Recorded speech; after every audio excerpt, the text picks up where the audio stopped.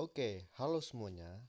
Kali ini kita akan mempelajari mengenai perubahan sosial dan globalisasi. Apa sih tujuan pembelajaran kita pada pagi hari ini? Yang pertama, setelah membaca materi, peserta didik mampu menjelaskan konsep tentang perubahan sosial budaya dan globalisasi secara tepat. Yang kedua, setelah melakukan eksplorasi, peserta didik mampu mengidentifikasi perubahan sosial budaya dan globalisasi secara tepat. Yang ketiga, setelah melakukan diskusi, peserta didik mampu menerapkan upaya kritis dalam menghadapi perubahan sosial budaya pada era globalisasi secara benar. Yang keempat, setelah melakukan analisis, peserta didik mampu memaparkan hasil analisis tentang perubahan sosial budaya dalam masyarakat pada era globalisasi secara benar. Nah, jadi apa yang akan kita pelajari pada kesempatan ini? Ada dua hal yang akan kita pelajari, yaitu tentang perubahan sosial budaya dan globalisasi.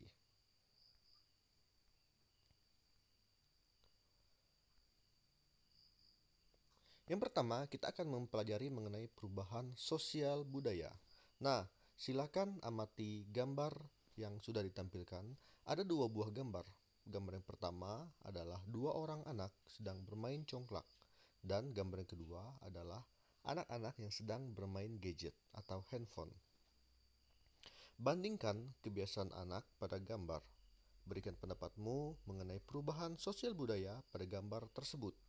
Nah, jika kalian melihat gambar tersebut, kira-kira apa yang terlintas di dalam pikiran kalian tentang kedua gambar tersebut?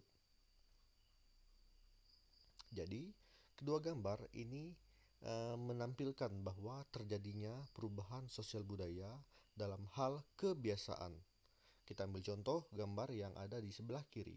Ini merupakan anak-anak yang sedang bermain permainan tradisional. Sedangkan gambar yang di sebelahnya itu adalah seorang anak kecil yang sedang bermain handphone.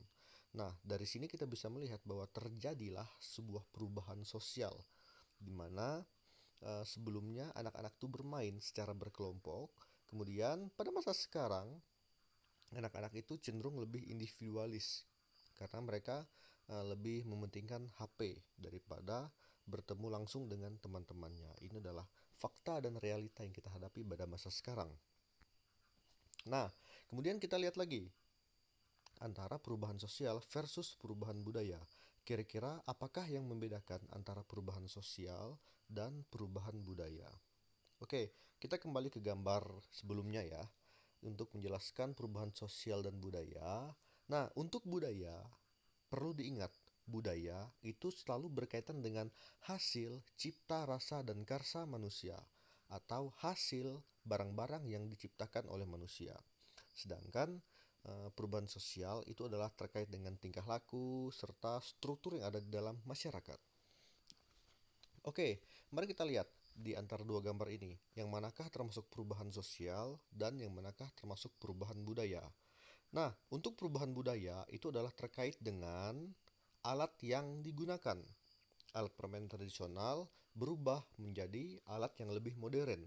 Ini adalah perubahan budaya dari budaya tradisional ke budaya modern.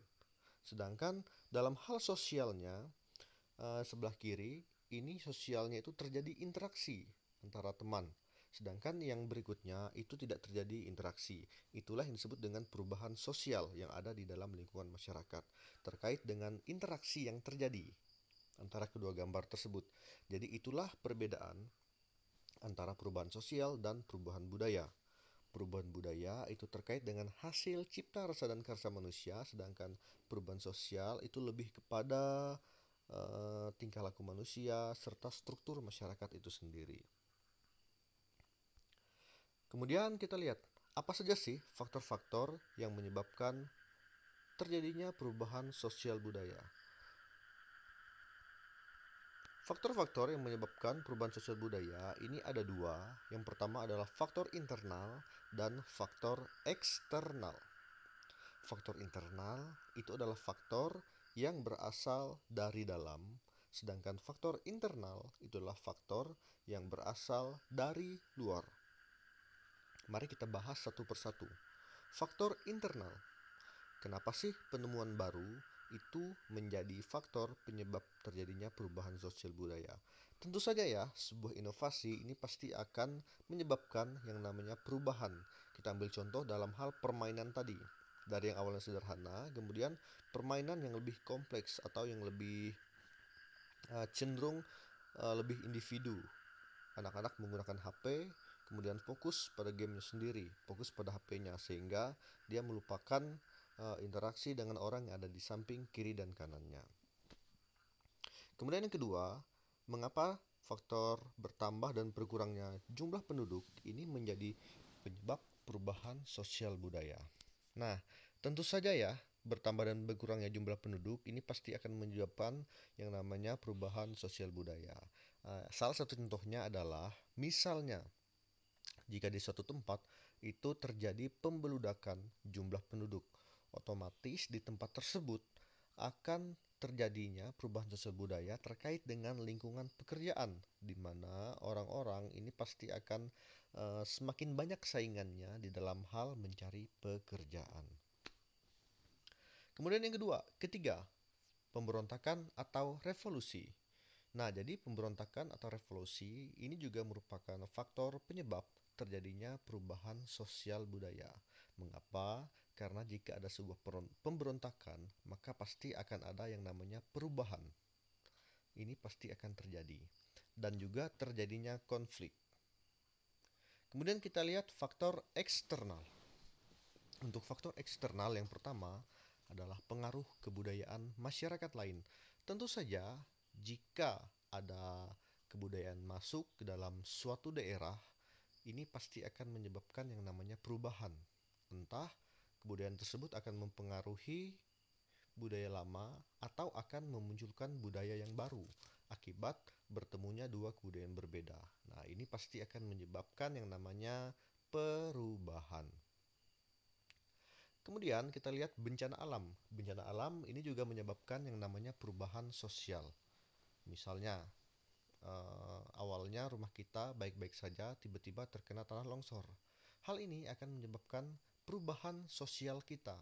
Dari yang awalnya mungkin kita berada, kemudian berubah drastis menjadi kurang karena kita terkena bencana alam. Begitu juga dengan peperangan.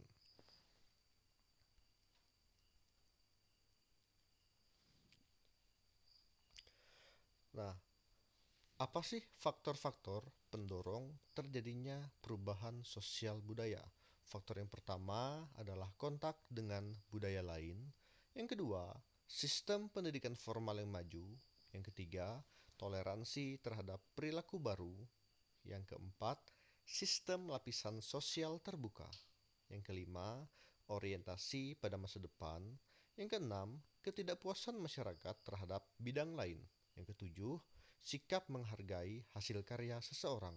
Dan yang terakhir adalah penduduk yang heterogen.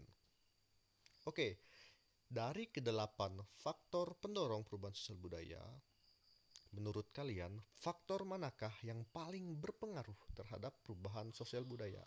Jelaskan alasannya dan tulis di kolom komentar. Oke, nanti saya akan menanggapinya.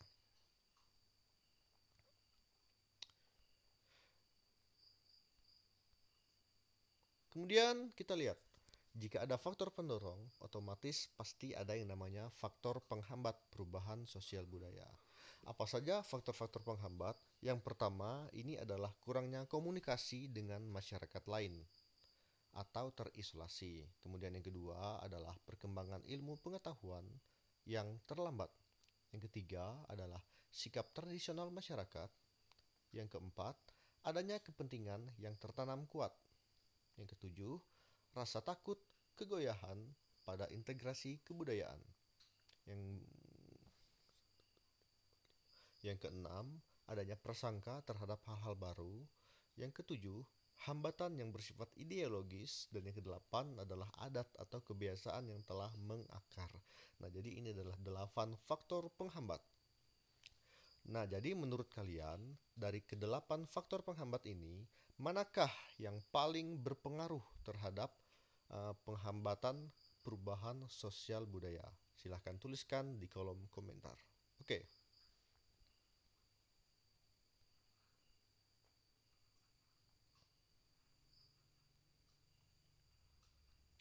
Kemudian kita lihat bagaimana sih terjadinya perubahan sosial atau proses perubahan sosial budaya itu.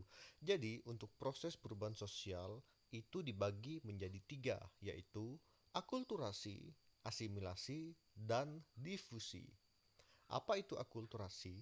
Akulturasi itu adalah proses penerimaan unsur-unsur kebudayaan baru dari luar secara lambat dan tidak menghilangkan sifat khas kebudayaan itu sendiri.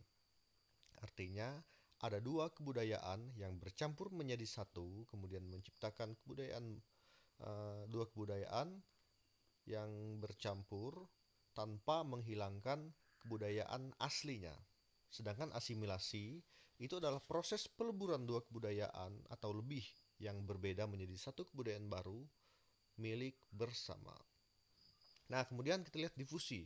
Difusi adalah proses terjadinya penyebaran unsur-unsur kebudayaan seperti gagasan, keyakinan, dan hasil kebudayaan atau ideologi dari individu ke individu lain dan dari masyarakat ke masyarakat lain. Oke, demikianlah penjelasan mengenai perubahan sosial budaya. Selanjutnya kita akan membahas mengenai bentuk-bentuk perubahan sosial budaya di video yang selanjutnya. Oke, selamat belajar.